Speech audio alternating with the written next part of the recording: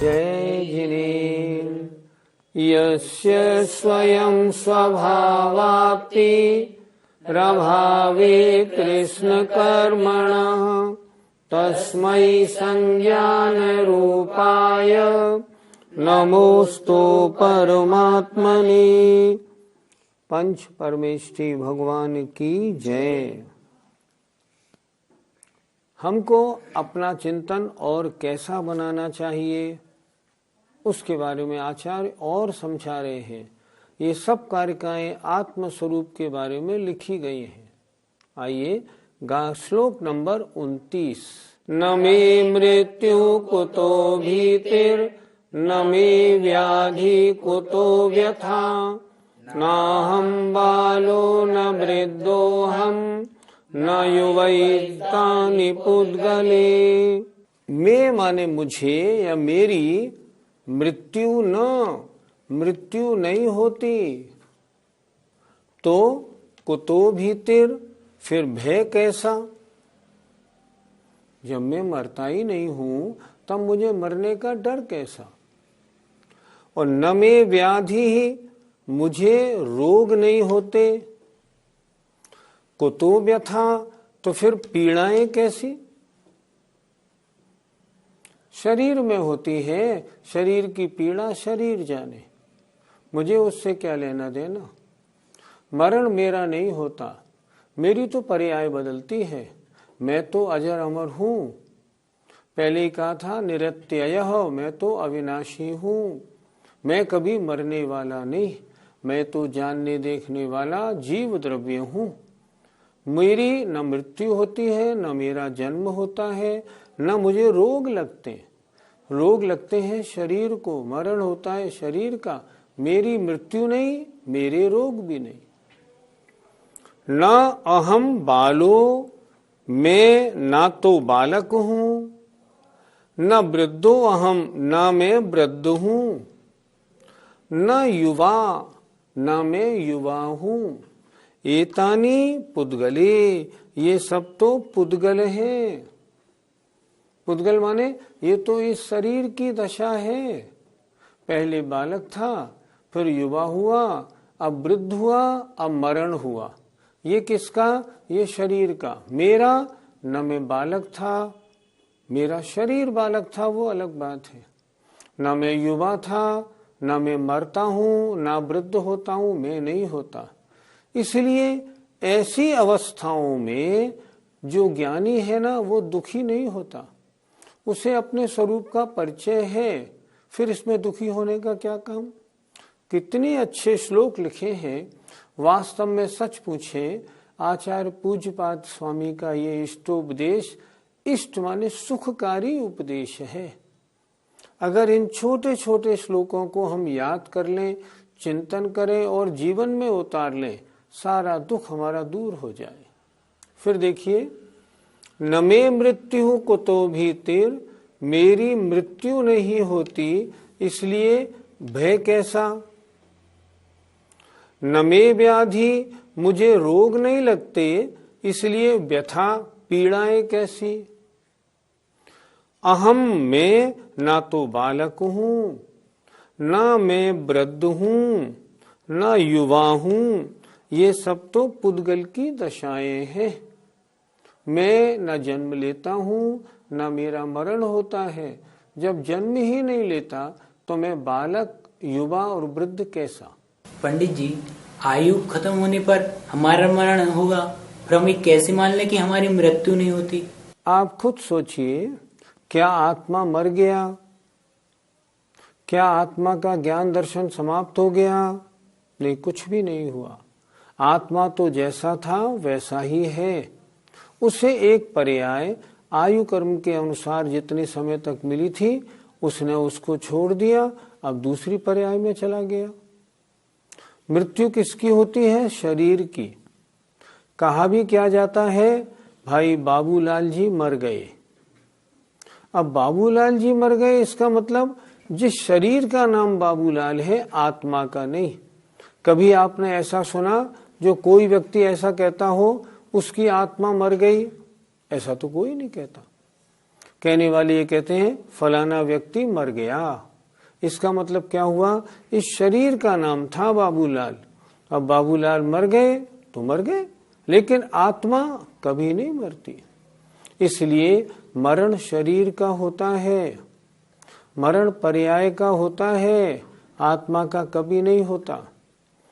चैतन्य प्राण उसका हमेशा रहने वाला है जो भाव प्राण है, इसलिए वो तो आज भी जीता है, आगे भी जिएगा, पहले भी जीता था। एक भी जीव द्रव्य अजीब नहीं बनता, एक भी जीव द्रव्य की गिनती कम नहीं होती। मान लो सारे संसार में जितने द्रव्य हैं, अगर मरने पर सबकी गिनती समाप्त होने लग जाए तो प्रति समय हर अंतर मुहूर्त में अनंत जीवों का मरण होता है। जब इतने जीवों का मरण होता है तो सारी आत्माएं समाप्त हो जाएं, पर एक भी नहीं घटती। क्यों? मरण आत्मा का नहीं होता, मरण तो शरीर का होता है। पंडित जी, हमें बीमारियां होती हैं, फिर कैसे हम माने कि हमें रोग नहीं होते? वास्तविकता का परिचय अगर प्राप्त नहीं है तो ऐसी बात कर सकते। आचार्य जी ने एक बार प्रवचन में कहा था, कभी बुखार हो जाए और कोई उसको देखने वाला आके उससे पूछे, भैया आपको तो 4 बुखार है, बड़ा कष्ट हो रहा होगा, तो कम से कम उसको ये जवाब तो दिया करो, नहीं नहीं मुझे बुखार नहीं, मेरे शरीर को बुखार है। और वास्तव में बुखार है किसको? शरीर को है। टेम्परेचर आत्मा का नहीं लिया आपने, टेम्परेचर शरीर का लिया। आत्मा को कभी रोग नहीं होता, रोग तो शरीर को होते हैं। आत्मा तो रोग रहित है हमेशा। निश्चय से देखा जाए तो रोगों का आत्मा में क्या काम। और व्यवहारने से भी आत्मा का टेम्परेचर थोड़ी ले सकते हैं हम थर्मामीटर से, शरीर का ही तो लेते हैं। इसलिए कहा न में व्याधि, जब मुझे रोग नहीं होते तो फिर पीड़ा कैसी। ज्ञानी होता है उसको पीड़ा नहीं होती। आचार्य श्री को हार पीस हुआ अमरकंटक में। जब 1-2 महीने बाद हमने दर्शन किए महाराज के, तो हमने पूछा, महाराज हार पीस में कितना कष्ट होता था आपको? आचार्य श्री ने उत्तर दिया, बिच्छू सहस डसे नहीं तिसो। हजारों बिच्छू एक साथ डंक मारे, इतनी पीड़ा हार पीस में होती है। फिर हमने पूछा, महाराज इतनी पीड़ा होती थी, फिर आप मंच पर क्यों जाते थे, प्रवचन और स्वाध्याय क्यों कराते थे, आप रेस्ट करते? उन्होंने उत्तर दिया, शरीर अपना काम करता था, मैं अपना काम करता था। पीड़ा शरीर में हुई थी, ठीक है, मुझे अपना बिल्कुल काम करना था, तो मैं अपने आवश्यकों में, अपने कार्यों में लगा रहता था। मैं अलग, शरीर अलग। कितनी बढ़िया चिंतन है, देखो तो। ज्ञानी का चिंतन तो ऐसा ही होता है, और अज्ञानी शरीर की बीमारी में रो रो के मरता है, और इसीलिए वो दुखी होता है, और ज्ञानी हर परिस्थिति में सुखी रहता है। ये बालक और वृद्ध अवस्थाएं क्या मेरी नहीं है? पहले ये बताओ, तुमने अपने को माना क्या है? अगर तुमने शरीर को ही अपना स्वरूप मान रखा है, मिथ्या दृष्टि हो, अज्ञानी हो, दुख में रहे हो, दुख में रहोगे। हकीकत क्या है, ये जो बुढ़ापा है या बचपन है या युवावस्था है, इस शरीर की होती है। शरीर पैदा होता है, तन उपजत अपनी उपज जान, तन नशत आपको नाशमान। ये अजीव द्रव्य का विपरीत श्रद्धान है। शरीर की उत्पत्ति में मैं उत्पन्न हुआ, शरीर के मरण में मैं मरा, ये तो मिथ्या दृष्टि की मान्यता है। उसने अभी अजीव द्रव्य को समझा ही नहीं। अजीव द्रव्य क्या है ये, इसको उसको नहीं मालूम। इसलिए वास्तव में बालकपना, वृद्धपना और युवापना इस शरीर का है, आत्मा का नहीं। आत्मा में कभी बुढ़ापा नहीं आता, कभी जवानी नहीं आती, कभी बचपन नहीं होता। ये तो इस शरीर का है, और शरीर का है तो जब शरीर ही मेरा नहीं, तो बचपना, युवावस्था और बुढ़ापा ये मेरा क्यों नहीं? मेरा नहीं होता। ये किसके हैं? पुद्गले, ये तो पुद्गल के हैं। शरीर कैसा है? शरीर पुद्गल है, इसलिए पुद्गल के हैं। पंडित जी, हमारा यह शरीर पुद्गल है या जीव? इस शरीर को जब तक हम जीवित हैं, इस शरीर को हम पुद्गल नहीं मान सकते। ये शरीर क्या है? ये जीव और पुद्गल की मिलीजुली पर्याय है। आचार्यों ने इसको कहा असमान जातीय द्रव्य पर्याय। दो द्रव्य जो समान नहीं है, जीव और पुद्गल, ये उनकी पर्याय है। जब तक इसमें आत्मा है, जब तक ये जिंदा है, तब तक असमान जातीय द्रव्य पर्याय है, पुद्गल और जीव की मिलीजुली पर्याय। जब इसमें से आत्मा निकल जाएगा, डेड बॉडी को हम कहेंगे ये अब पुद्गल है। अभी इसको हम पुद्गल नहीं कह सकते, क्योंकि अभी इसमें आत्मा है। इसलिए इसको पुद्गल मत बोलिए, इसको बोलिए असमान जातीय द्रव्य पर्याय, जीव और पुद्गल की मिलीजुली पर्याय है। ज्ञानी सांसारिक वस्तुओं को मन लगा के क्यों नहीं भोगता? उसका चिंतन कैसा रहता है? जब सांसारिक वस्तुएं सामने आती हैं तो भोगता तो है, पर आसक्ति क्यों नहीं होती? आचार्य अगले श्लोक में बता रहे हैं उसका चिंतन ज्ञानी का कैसा होता है। देखें, भुक्तो जिता मुहुर्मोहान मया सर्वेति पुद्गलाः उच्छिष्टेष्वतेष्वद्य मम विज्ञस्य का स्पृहा। ज्ञानी का चिंतन कैसा होता है सांसारिक भोगों के बारे में? उसका सांसारिक भोगों को भोगने में मन क्यों नहीं लगता? वो ये कहता है इन सबको मैंने अनंत बार भोग भोग के छोड़ दिया। ये तो ऐसे है जैसे झूठन, भोगा और छोड़ दिया, अब मैं इनका भोग कैसे करूं?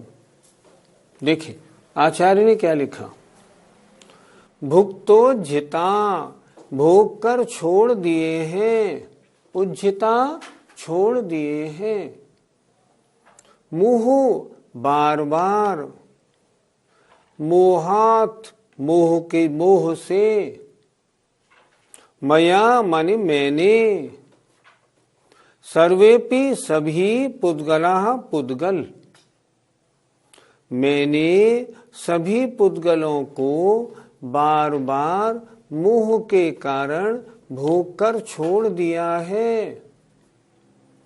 अनादिकाल से संसार में भ्रमण कर रहा हूँ, जितने पुद्गल संसार में हैं इन सबको मैंने भोगा है और छोड़ा है। फिर देखें एक बार, मया मेरे द्वारा सर्वेपि पुद्गलाः सभी पुद्गल, मुहु माने बार बार, मोहात माने मोह के कारण भोग कर छोड़ दिए गए हैं, सब मेरे द्वारा भोग कर छोड़े हैं।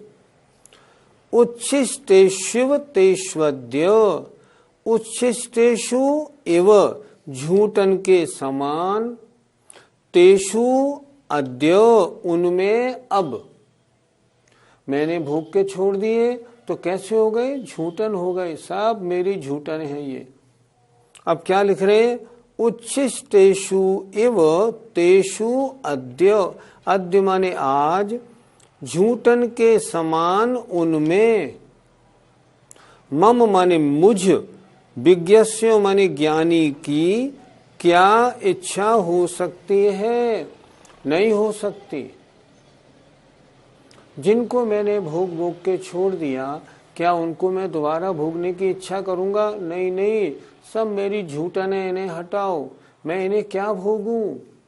ज्ञानी ऐसा विवेक रखता है अपने में, इसलिए उसे भोगों में आनंद नहीं आता, इसलिए आसक्ति पूर्वक भोगों को नहीं भोगता।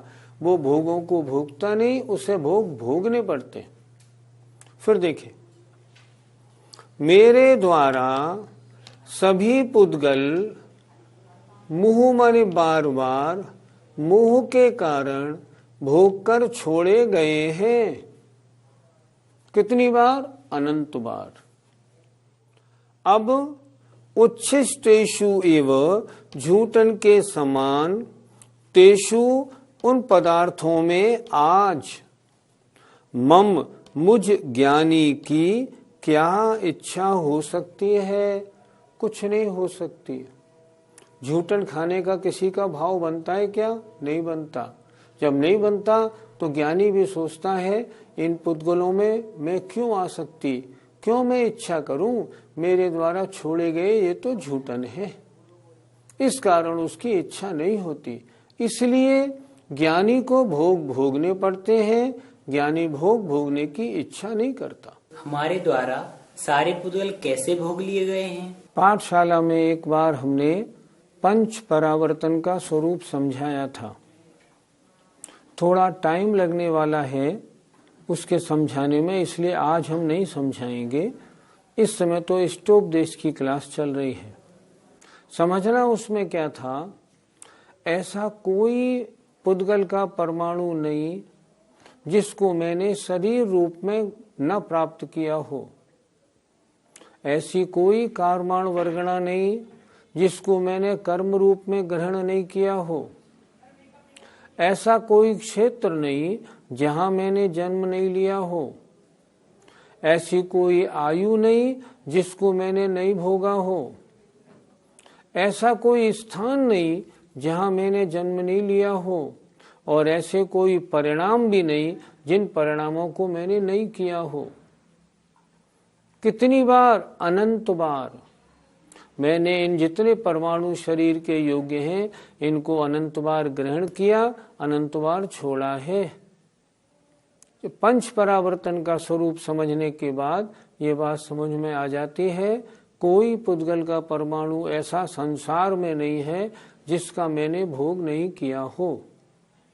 अब जब इन सब का मैं भोग कर चुका हूं, तब अब इनको भोग करके छोड़ा है तो झूठन के समान हो गए। क्या कोई सज्जन पुरुष झूठन को खाने की कोशिश करता है क्या? कभी नहीं करता।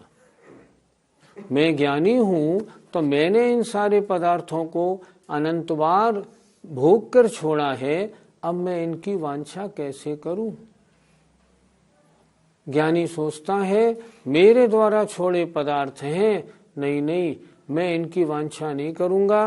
मुझे तो मनुष्य पर्याय मिली है, इसको भोगों में नहीं लगा के मोक्ष मार्ग में लगाऊंगा।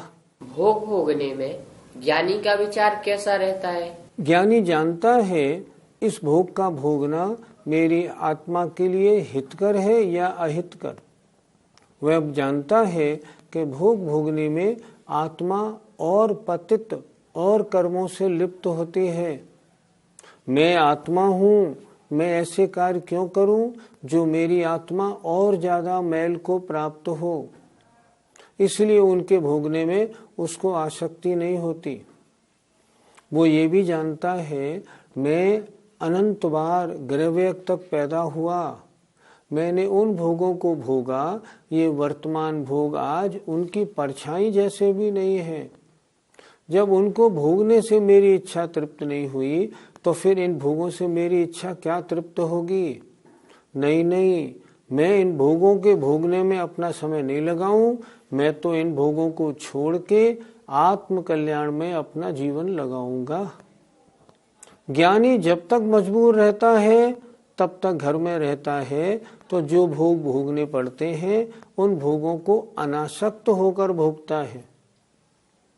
और जब उसे समय मिलता है, मौका देखता है, घर बार छोड़ के दिगंबर मुद्रा धारण करके अनादि काल से लगे हुए कर्मों को नष्ट करने में अपना पूरा पुरुषार्थ लगा देता है।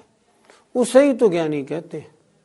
जिन्होंने मनुष्य पर्याय पाके और भोगों में अपना जीवन गुजारा है, अज्ञानी है, मिथ्या दृष्टि है, उन्हें अभी आत्मा का परिचय ही नहीं मालूम।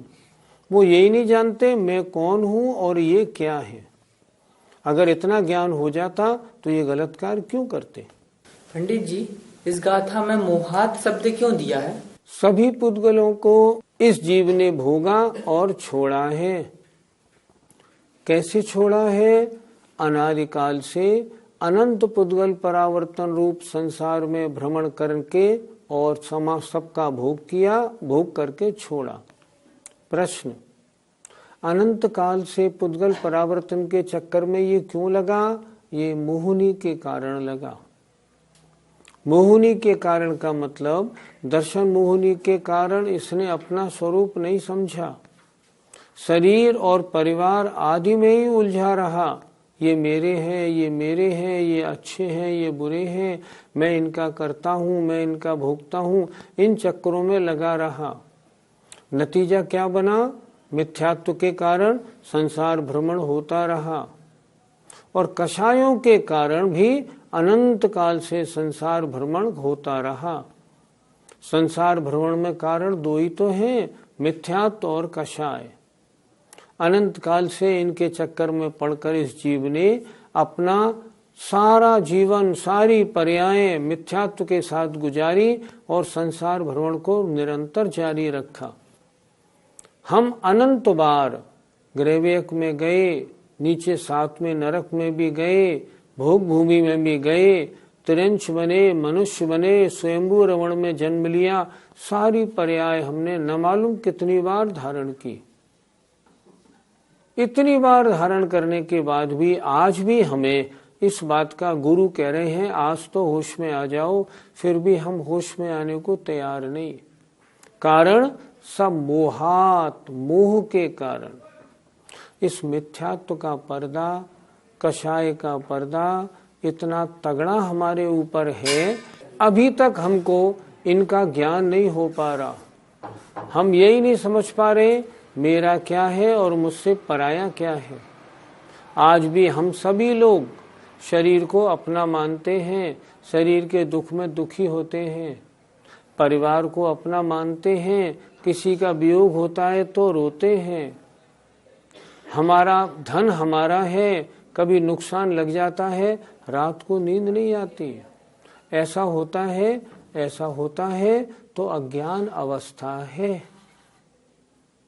छैडालाकार कहते हैं मैं सुखी दुखी, मैं रंक राव, मेरे धन गृह गोधन प्रभाव।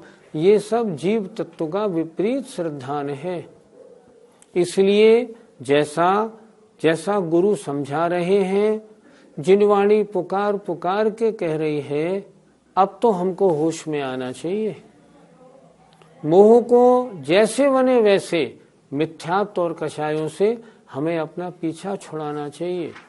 इस पर्याय में हम इतना तो कर ही सकते हैं जो सम्यक दृष्टि बन जाए और कषायों को शमन करके हम व्रतों को धारण करें और मुनिराज तक बन जाएं। इतना तो कर ही सकते हैं।